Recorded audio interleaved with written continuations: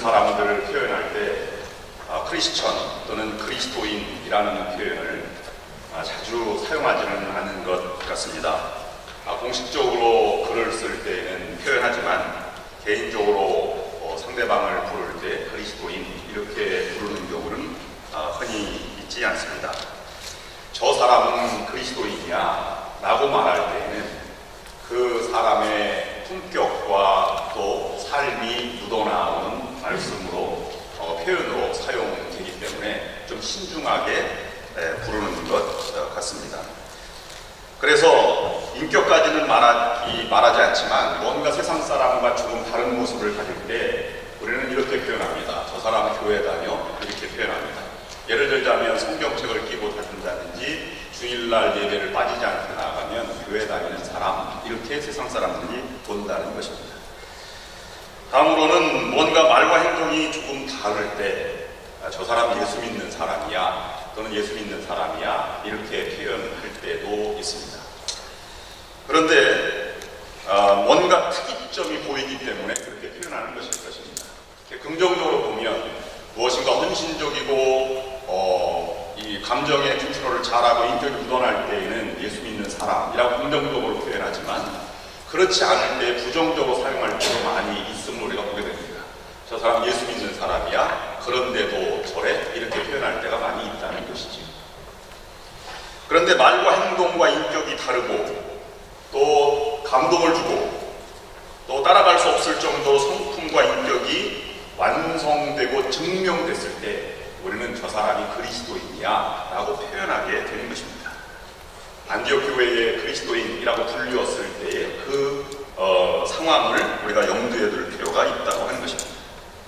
그러므로 우리는 교회 다니는 사람 또는 예수를 믿는 사람을 넘어서 그리스도를 따라 사는 그리스도인이 되어야 할 것입니다. 예배를 드린다고 그리스도인이 될까요? 그것을 넘어서는 것을 묵상하려고 합니다. 오늘은 큰 설교의 주제가 예배입니다. 이런 기사를 읽어본 적이 있습니다. 2001년도에 나온 것인데요. 포르투갈 북부의 소르바도라고 하는 곳에 살고 있는 한 강아지가 신문에 실린 적이 있습니다. 이 개가 3년 동안 주일을 한 번도 빠지지 않고 성수하였다고 해서 많은 그런 신문에 언론에 나온 그런 이야기입니다. 그 강아지 이름은 프레타인데요. 소르바도 도시에 사는 강아지가 아니라 그 인근 도시 에르메신데라고 하는 곳에서 매주일 예배를 드리러 온다고 합니다. 집에서 떠날 때 시간은 새벽 5시에 떠나라고 하는데 교회 도착할 때까지 16마일을 뛰어와서 예배를 드리고 다시 돌아간다고 합니다. 강아지는 꼭 7시 반 예배에 참석을 한다는데요. 강대상 옆에 이렇게 앉아서 예배를 끝까지 있다가 축도가 끝나면 나간다는 것입니다. 더 놀라운 것은 예배를 드리는 중에 회중이 일어나는 순간이면 강아지도 일어나서 예배를 드리고 회중이 앉으면 자기도 앉는다는 것이지. 그리고 예배가 끝나면 돌아가는 모습을 보고 신기해합니다. 그럼 이 강아지가 예배를 드린 것일까요? 물론 드린 것은 맞는 것 같습니다. 분명하고 놀라운 것은 이 강아지 때문에 그 교회가 크게 부흥을 했다는 사실입니다. 많은 사람들이 이 개를 보려고 교회에 찾아와서 교인 수가 늘어났다고 하는 것이지. 물론 사람들이 다 예배를 드리러 오는 것이 아니라 강아지를 보러 왔을 수도 있습니다. 그러나 그렇게 와서도 설교 듣고 예배를 드렸으니 하나님 말씀을 듣고 예배자가 된 것일 수도 있습니다. 그 중에서는 정말로 예수를 영접한 사람이 있을 테니 이 개는 전도한 강아지임에도 또 분명합니다. 예배를 묵상합니다. 오늘 저는 요한복음 4장 1절부터 42절까지 있는 사마리아 수가성 여인의 이야기를 예배라는 관점으로 다시 한번 읽어보았습니다. 먼저 드리고 싶은 말씀이 있습니다. 여러분, 참된 예배자가 되시기를 바랍니다. 참된 예배자가 되십시오. 오늘 본문은 예수님을 만나고 또 예수님의 진정한 구세주를 발견해 가는 한 여인의 이야기로 기록되어 기록되어 있습니다. 영과 진리로 드리는 참 예배에 대한 깊이 있는 통찰을 우리에게 주는 본문입니다. 여인은 예수님을 처음에 유대인의 남자로 보았고, 그 다음에 랍비로, 그 다음에 선지자로, 그 다음에 예수 그리스도 메시아로 예수님을 영접하는 과정을 그려 나아가고 있습니다. 여러분들도 예배에 참여하면서 예배를 드리고 또 나아가면서 예수님이 여러분의 인생의 주인과 인생 항해의 선장이 계시고 선장으로 모시고 살아가는 여러분 모두가 될 수 있기를 주님의 이름으로 간절히 부탁을 드립니다. 오늘 본문에 보면 두 단어가 특징적으로 두 번 반복해서 나오는 것이 있는데요. 참예의 큰 특징은 두 가지, 영과 진리로 드리는 예배다 라고 표현하고 있습니다. 먼저 예배는 영으로 드리는 것이다. 옛 개역 성경에는 신령과 진정으로 드린다 라고 말하고 있는데, 개역 개정판에는 이 번역을 영과 진리로 드리는 예배다 이렇게 바꾸어서 번역을 하고 있습니다. 성령으로 인도함을 받는 예배가 예배의 첫 번째 모습입니다. 예배자는 성령의 이끌림으로 들어가는 진실한 모습으로 예배를 드려야 합니다. 예배의 순서는 그것을 굽는 것입니다. 여인은 예수님에게 예배의 방법과 장소를 물었습니다. 그러나 예수님은 예배의 형식과 장소, 방법이 중요하지 않다고 말하고 있습니다. 대신 영으로 드리는 예배가 중요하다고 말하고 있는 것입니다. 성령의 인도하심으로 나의 영으로 하나님을 찬양하고 예배를 드리는 것이 예배의 모습입니다. 두 번째 예배의 요소는 진리로 드리는 것입니다. 진리는 하나님의 말씀입니다. 말씀에 충만한 예배, 말씀에 근거한 예배가 진정한 예배입니다. 예배의 대상은 하나님이지만 예배의 방법은 영과 말씀입니다. 이것이 참된 예배의 가장 큰 특징이라고 볼 수 있습니다. 우리가 이런 예배를 드린다면 하나님의 놀라운 은혜와 능력이 내 안에서 강물처럼 폭포수처럼 솟아나게 될 것입니다. 오늘 여인이 묻는 이 예배 형식에 대해서 우리가 함께 생각해 볼 수가 있습니다. 사마리아 땅에서 드렸던 예배를 우리는 영으로 드리는 예배라 이렇게 예수님이 해석을 하고 표현하는 것입니다. 영과 진리. 또는 유대인이 예루살렘에서 드렸던 것은 회당과 예루살렘 성전을 중심으로 해서 율법과 시가서를 읽는 두루마리 성경을 읽은 것이기 때문에 진리, 말씀으로 드렸던 예배다. 그래서 영과 진리가 합해져야 온전한 예배다 라는 것을 우리에게 표현해주고 있는 것입니다. 역사적인 배경은 이렇습니다. 사울과 다윗과 솔로몬 시대에 통일왕국이 있었습니다. 그런데 통일왕국 마지막에 솔로몬의 아들 르호보암이 독점을 함으로 나머지 이 지파들이 반기를 들어서 북쪽에 올라가 나라를 세웠는데 그것이 북이스라엘입니다. 남쪽은 유다, 북쪽은 이스라엘이었습니다. 북쪽은 느밧의 아들 여로보암이라고 하는 왕이 나라를 세웠습니다. 그런데 남북이 분열되어 있었기 때문에 물론 한국처럼 철조망이 있거나 분계선이 있는 것이 아니기 때문에 왕래가 자유로웠고 그 당시 선지자들도 주로 남쪽과 북쪽을 왔다 갔다 하면서 예언활동과 선지활동을 하였던 시기였습니다. 그런데 여로보암이 보기에는 절기 때만 되면 북쪽 사람들이 남쪽 예루살렘 성전에 가서 예배를 드리고 오는 것입니다. 여로보암이 그래서 상당히 마음이 불편했습니다. 그래서 그는 베델레 그리고 단에 금송아지 하나씩을 세워놓고 그것에 절하고 예배함으로 하나님께 예배하도록 하였습니다. 그러고 나니까 그것이 산에서 예배드리는 시초가 된 것입니다. 우리 조상들은 산에서 예배드리라고 하는데 라는 여인의 표현은 이런 역사적인 배경을 갖고 있는 것입니다. 열왕기상 12장 25절부터 33절까지에 자세히 나와 있는 그 역사적인 근거입니다.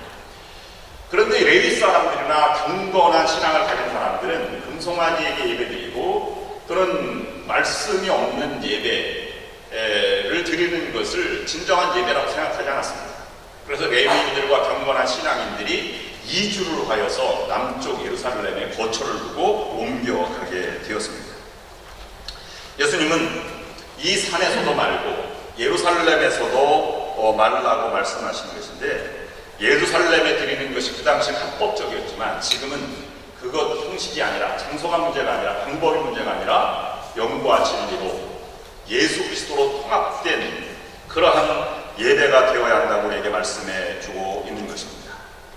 서로 반쪽짜리 예배를 드리고 있는 것을 통합하여서 아버지께 참으로 예배하는 자들은 영과 진리로 예배할 때가 오나니 곧 이때라 라고 말하면서 예수 그리스도를 통해서 예배가 완성된다고 말씀하고 있는 것입니다. 예수님께서 메시아로 오셨기 때문입니다. 여인은 이 예수님을 발견하고 고백하게 된 것입니다. 오늘은 영과 진리로 예배드리지만 우리 본문을 중심으로 해서 참된 예배자로 나아가는 세 가지를 우리가 본문으로 묵상하려고 합니다. 첫 번째로는 상황에 빠지지 않고 예배의 본질로 나아가는 것이 참된 예배자입니다. 사마리아 수가성에서 만난 여인은 우리의 삶의 현장을 대변하고 있습니다. 문제가 있어도 예배의 본질로 나아갑니다. 그런데 성도들 중에 많은 분들은 천상에 사로잡혀 살아갈 때가 많이 있습니다. 여인이 물을 기르러 왔을 때 유대인 예수께서 물을 좀 달라 하니까 유대인으로서 어찌 사마리아 여자인 나에게 물을 달라 하니까 그 당시의 관습과 풍습을 통해서 이렇게 말했습니다. 예수께서 말씀하셨습니다. 내가 누구인 줄, 물을 달라 하는 이가 누구인 줄 알았다면 내가 그에게 구하였을 것이요 그가 생수를 내게 주었으리라.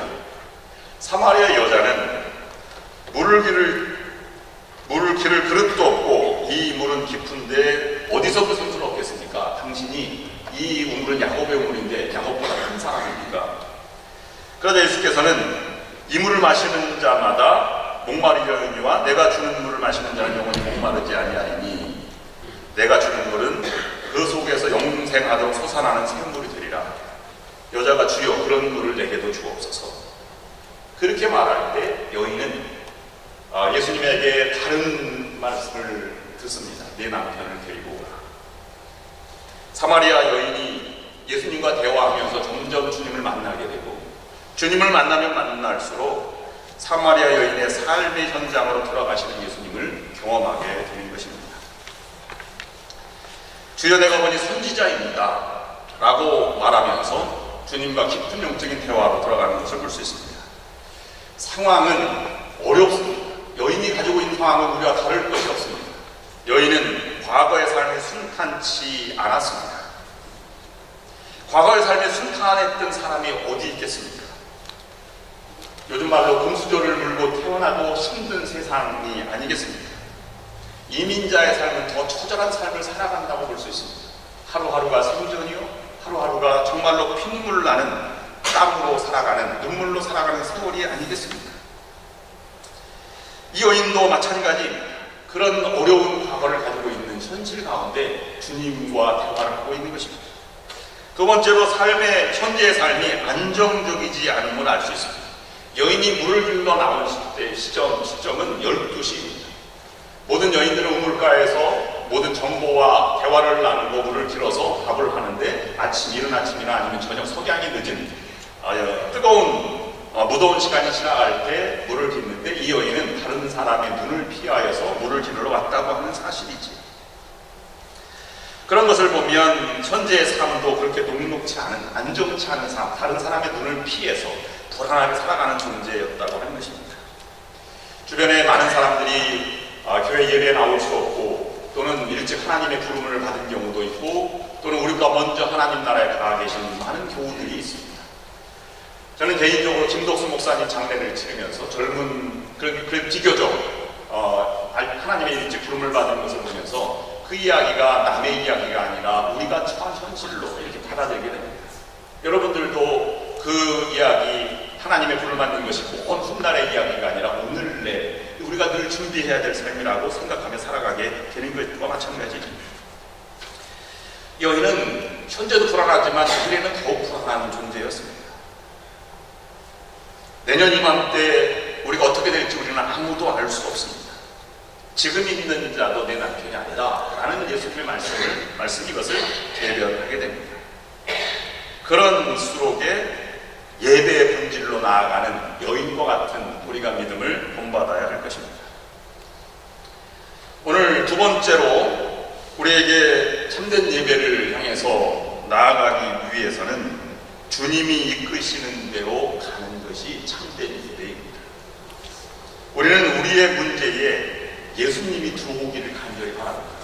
그러나 예수님 여인과 대화 속에서 예수님에게로 다가가는 이 사람의 여인의 모습을 간절히 원하고 이끌어 가시는 것을 볼 수가 있고, 또 여인은 그 예수님을 바라보고 나아가는, 주님이 이끄시는 대로 나아가는 것을 볼 수가 있는 것입니다.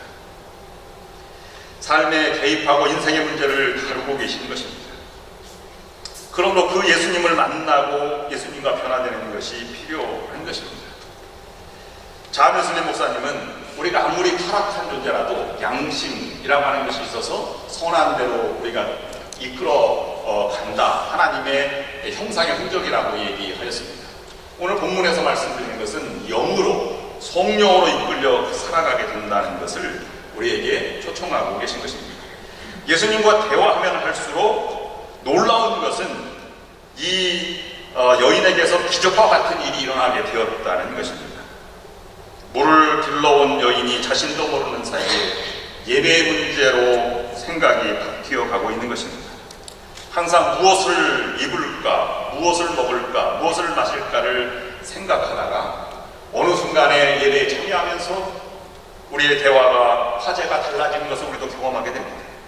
지금까지 가져왔던 세상적인 관심사에서 이제 기도와 섬김이 무엇인지, 헌신이 무엇인지 영적인 관심으로 바뀌게 되는 것을 볼 수 있는 것입니다. 신앙은 하나님에 대해서 나아지고 연구하는 것이 아닙니다. 하나님을 믿고 경배하고 찬양하는 것이 예배입니다. 21절 말씀에 이 산에서도 말고 예루살렘에서 말고 너희가 아버지께 예배할 때가 이르리라 하는 말씀은 바로 그것입니다. 세 번째로 참된 예배자는 예배의 본질은 예수님만 바라보는 것입니다. 예배의 핵심의 본질은 내가 드리는 내가 아닙니다. 나의 상황도 아닙니다. 나의 미래일도 아닙니다. 나의 상황과 미래일은 참 예배자에게 주시는 하나님의 선물과 같은 것입니다. 예배를 드리는 참 예배자는 자신이 보이지 않습니다. 자신의 상황도 보이지 않는 것입니다. 불안한 미래일도 염려가 되지 않습니다. 구속한 주님만 보이기 때문입니다. 그러므로 예수님의 본질과 핵심은 예수 그리스도입니다. 예수님의 보혈의 능력으로 죄사함을 받고 구원받음의 감격이며 부활의 주님을 만나는 것입니다. 주님은 26절에서 내가 바로 그다 이렇게 말씀하고 있는 것입니다. 진정으로 예수님을 만나고 인생의 주인으로 모셔드리게 되는 과정을 우리에게 전해주고 있는 것입니다. 교회에 처음 나오면 설교 말씀이 무슨 말씀인지, 왜 저런 순서가 들어가 있는지, 또는 졸면서 예배에 참여하거나 설교를 듣는 경우도 많이 있습니다. 헌금은 왜 내야 되는지, 구제도 남들이 하니까 마지못해 합니다. 그러나 점점 시간이 지나면서 우리는 주님에게 눈을 뜨게 됩니다. 정말 나를 위해서 죽었다가 살아난 분이 당신입니다. 내가 바로 그다. 이런 음성을 들을 때 우리는 인생에 회한이 느껴지고, 그분이 살아계시고 그분을 만났고 그분이 구세주라고 하는 그분에 대해 눈물을 흘리게 되는 것이지. 그래서 그 부활의 주님의 능력으로 살아가고 부활의 주님을 경험하며 증인으로 살아가게 되는 것입니다. 지난 10월에 저희 아버지의 상을 치러드리고 한참 지난 후에 지난 주간에 한 분이 저에게 위로의 편지를 보내오셨습니다. 이렇게 쓰여 있었습니다. 성삼위 하나님의 위로가 함께 하시기를 바랍니다. 아버님의 영혼이 하늘나라에서 영생과 평강을 누리는 은총과 축복을 받으실 줄 믿습니다.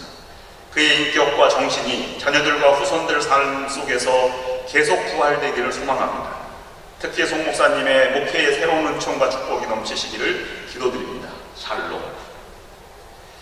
예배를 드리면서 우리는 부활의 주님에 참여하고 구속의 주님을 만납니다. 그 능력으로 세상을 살아가고 감격 속에 살아가게 됩니다. 그러므로 예배의 정리를 해보면 우리 예배는 하나님께 드리는 것입니다.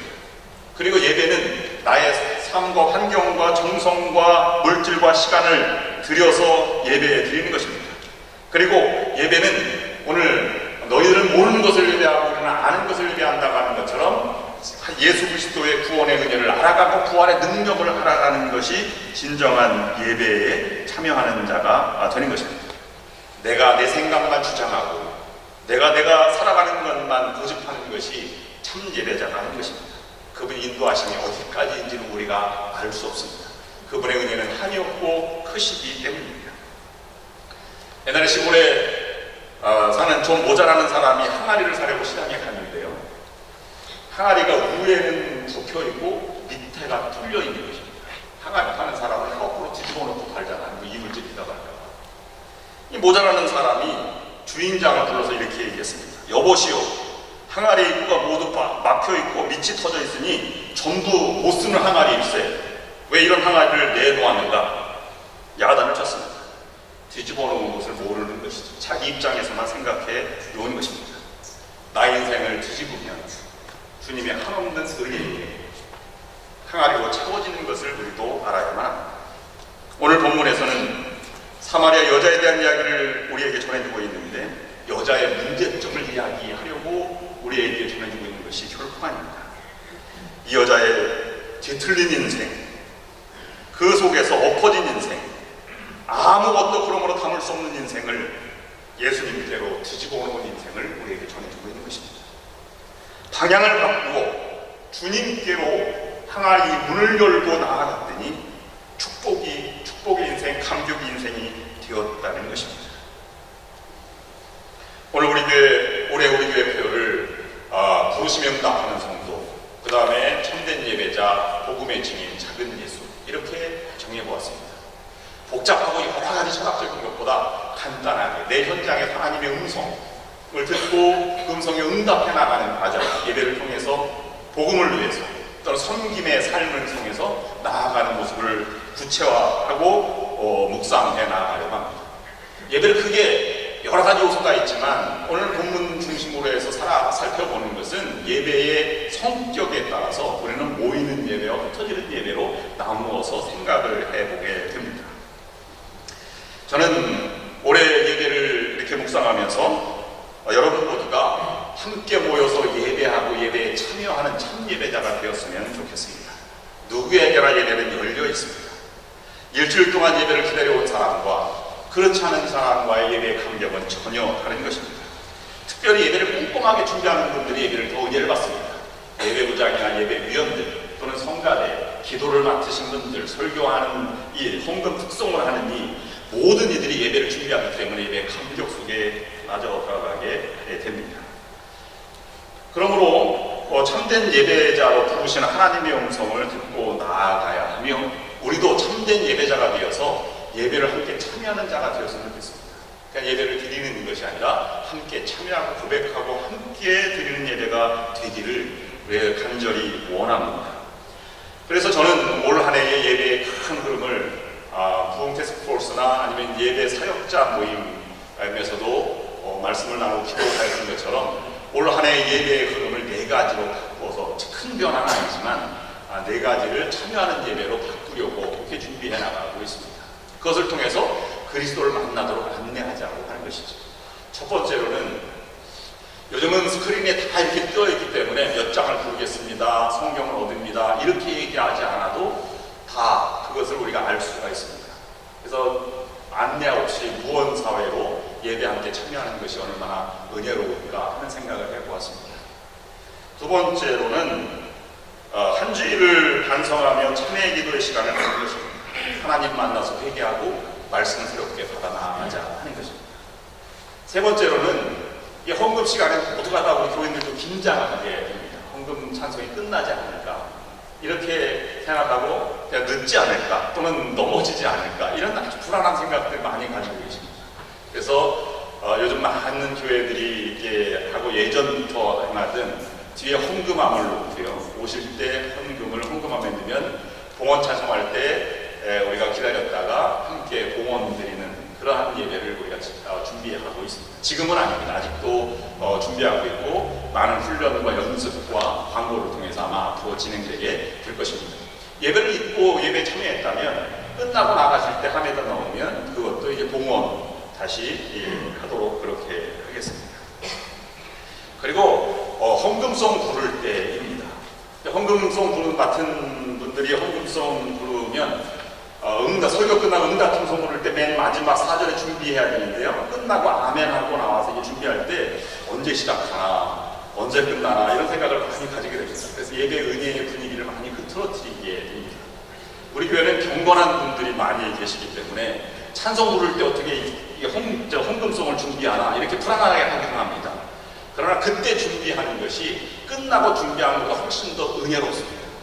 그래서 응답 찬송 맨 마지막 4절이 끝나고 아멘 하고 난 다음에 1초도 지체 없이 바로 헌금 특송이 나올 때 은혜로운 예배, 은혜로운 헌금이 되게 됩니다. 그렇지 않으면 오히려 그것 때문에 더욱더 불안하고 또 힘든 그런 예배, 조마조마한 예배가 될 수 있습니다. 두 번째는 흩어지는 예배인데요. 감리교회의 특징은 형식과 건물의 중요성보다는 예배에 초점을 맞추어서 삶에, 성화되는 삶에 초점을 맞추었습니다. 브리스톨 교회 자민수리가 목회한 교회였고 또는 캔사스 리우드 시티에 있는 부활의 교회도 마찬가지고 교회 건물은 가장 큰 교회지만 가장 초라한 모습으로 이렇게 드려지고 있습니다. 뜨거운 예배를 통해서 삶으로 다시 흩어지는 예배가 되어야 할 것입니다. 사순절 새벽기도 때 쓰여져 있는 글을 보면서 흩어지는 예배로 다시 한번 읽어보려고 합니다. 저는 이렇게 다시 읽어보았습니다. 결단도 예배다. 주일 예배 빠지지 않는 주일 성수 목적과 목표를 세우고 나아가는 것도 예배이다. 기상도 예배이다. 주일 아침에 기상하고 다시 일어나는 것부터 예배이다. 준비도 예배다. 성경, 이불옷, 가족의 상태, 차를 점검하는 것도 예배이다. 운전도 예배다. 주일 텅 빈 길이라도 정석으로 바르게 운전하자. 찬양도 예배고 설교도 예배다. 집중도 예배다. 오늘은 누가 나왔는지, 어떤 찬송을 부르는지, 어떤 옷을 입었는지 그런 것에 집중하지 않고 예배에 집중하는 것이 예배다. 아침도 예배다. 그래서 예배 끝나고 퇴장할 때 진정한 교제와 말과 또는 행동을 통해서 덕담과 미소로 나아가는 것도 예배이다 라고 하는 것입니다. 오늘 우리는 여인의 예수님과의 대화를 통해서 진정한 예수님을 만난 여인의 모습을 통해서 예배자를 묵상하였습니다. 올 한 해에 모두가 참여하고 감격 속의 예배를 드리고 삶의 현장이 또 다른 예배가 되어서 많은 변화와 의지를 체험하시고 능력을 회복하시는 여러분들이 될 수 있기를 주님의 이름으로 축원합니다. 기도하시겠습니다. 하나님 아버지, 수가성 여인은 그리스도를 만났습니다. 우리도 그분을 만나 방황했던 신앙의 여정을 끝내고 주님의 품에 안겨서 위로를 받고 치유되고 회복되는 놀라운 구원의 여정이 되게 하여 주시옵소서. 예수님의 이름으로 기도드립니다. 아멘.